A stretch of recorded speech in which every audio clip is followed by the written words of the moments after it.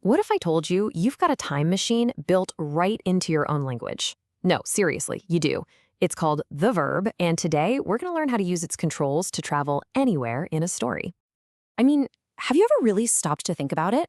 How one little word can just zip your listener back to yesterday or launch them into tomorrow. It's kind of like magic, right? And it all comes down to one thing: tense. So here's the secret, the nuts and bolts of it all.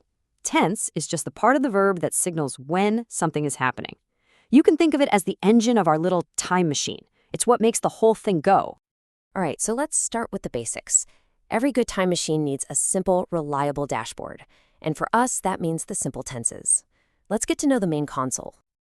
First up, the present tense. This is our home base. It's the "you are here" dot on the map of time. It's for everything that's happening, well, right now. And you know what? The rule is usually super straightforward. Take this. The bird pecks the apple. See? For most verbs, you just use the basic word, or maybe you add a little s at the end. It's as simple as that. Okay, ready to push a button and jump back? The past tense is how we talk about anything and everything that's already happened. It is the essential rewind button for our stories. So, what's the most common way to travel to the past? Well, you just tack ed onto your verb. So our bird isn't pecking anymore. Now the bird pecked the apple. The action is done, it's finished, it's in the past. But here's where it gets kind of fun.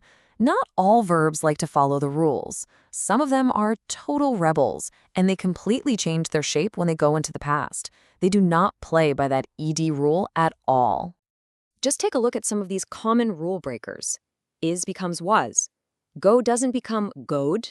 That's not a word. It becomes went. And think completely transforms into thought. These are what we call irregular verbs, and they're absolutely crucial for making your time travel sound natural. Okay, enough living in the past. Let's fire up the machine and look ahead. The future tense is basically our crystal ball. It's how we talk about things that haven't happened yet. Now, here's the thing. The future tense is a team effort. It needs a helping verb, will is the most common one, paired up with the main verb. So for example, the bird will eat the apple. It's like a two-part command to look forward in time.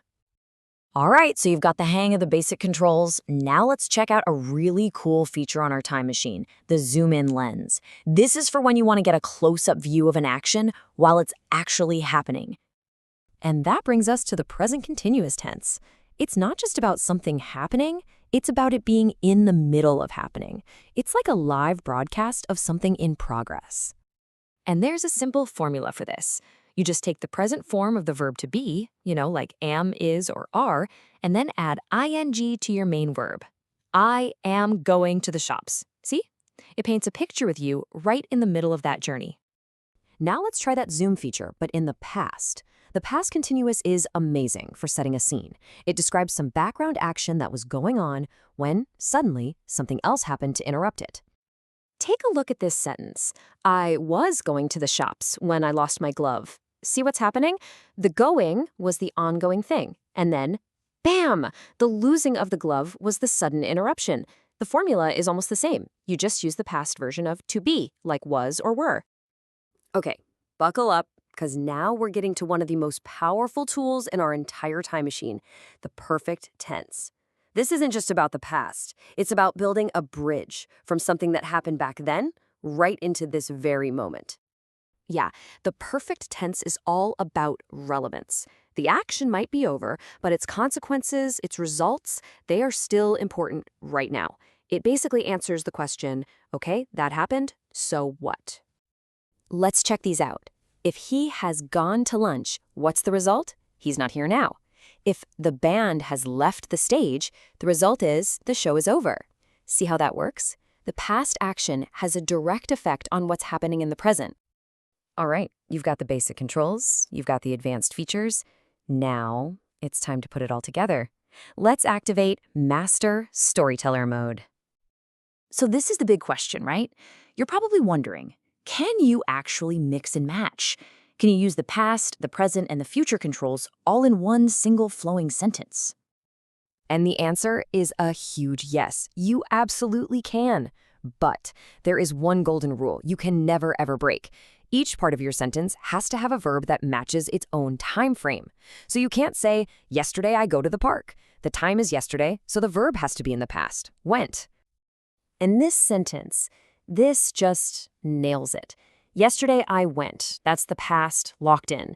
And I am going, again tomorrow, that's pointing to the future. Each verb fits perfectly with its moment in time.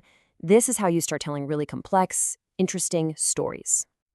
So you see, tenses aren't just some boring grammar rules from a textbook. They are the keys to a really powerful storytelling machine that you have at your command right now. You can move through time in your writing, in your speaking. The only question left is, what story are you going to tell?